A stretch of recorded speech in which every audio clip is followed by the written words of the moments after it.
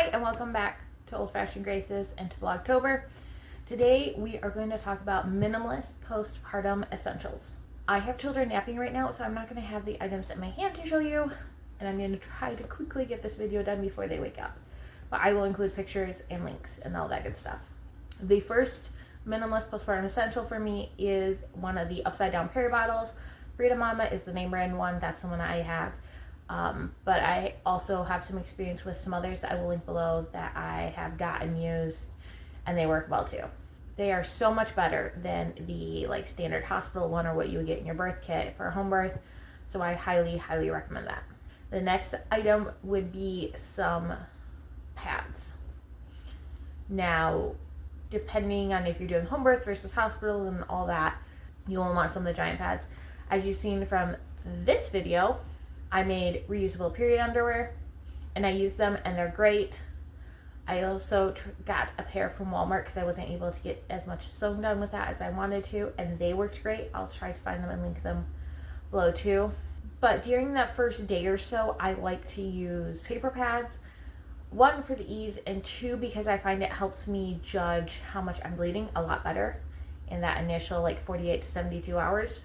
It's just a little bit harder to tell with the fabric period products exactly how much you're bleeding, and in those first bit you really want to be paying attention to that to make sure it's where it should be, and after that you can kind of just gauge via other things.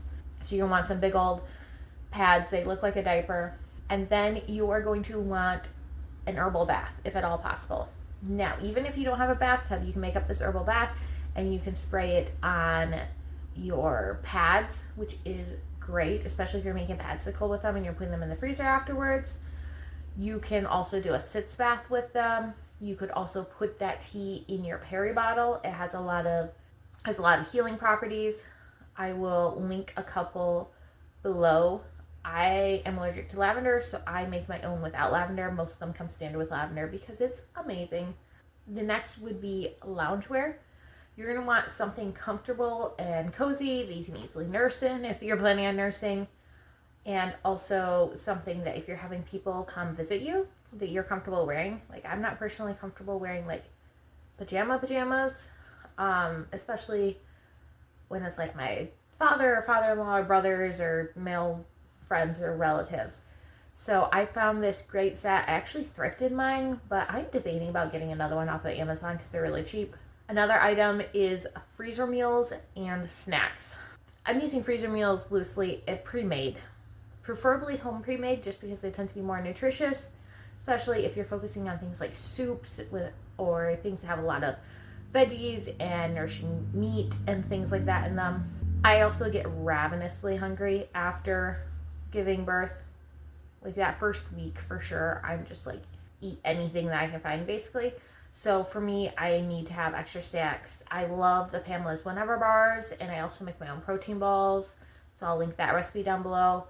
The granola bars recipe that I have is great too. And I also eat a lot of yogurt with granola, and I will link the recipe for the granola down below. You're also, especially if it's not your first time, going to want probably something to help with afterbirth pains. I really like the Wish Garden tincture, Afterbirth Ease, I think it's called. I'm drawing a blank on it because, not me brain. That's great. I also have a cramp really fun. I'm not sure if I can find a link for that one. I will check and see. And then you are going to want something to soften your stool for the first BM after birth. Honestly, the thing that works best for me is prune juice. It's simple. I don't mind the taste of it because I actually like prunes, but it works really well. If you just absolutely can't stand prune juice or prunes, some other options are just eating a lot of vitamin C rich foods. So a lot of orange juice can help with that, or taking a lot of magnesium, but you don't want to relax your uterus too much because you kind of want that contracting and getting tight. So I find that prune juice is crazy effective and very helpful. Keeps things moving well. The other essential for postpartum would be a Haka breast pump, the manual one that just suctions on. Depending on how your milk comes in, you may not need it, but you can never quite tell. During my first 2 nursing journeys, I needed it. When my milk came in, I was engorged, I was in pain, they were like rocks, and I needed to have the excess taken off. The last 3 have been better, and I've only needed to use it sporadically, but it is really, really nice to have. And the last thing is very practical. That is going to be some sort of mattress protector for your bed. Now, we have one that actually zips all the way around, and is amazing because with little kids getting in bed with us and we co-sleep, it's just 24/7. I want to have that mattress protected. I do not want a little kid throwing up or peeing or pooping on our actual mattress.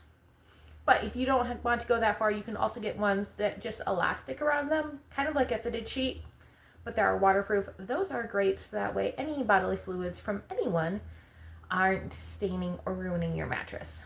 So this is my list. I'm sure I'm missing some because, mommy brain. But I would love to hear what your postpartum essentials are and what ones I missed. God bless. I'll see you tomorrow. Bye.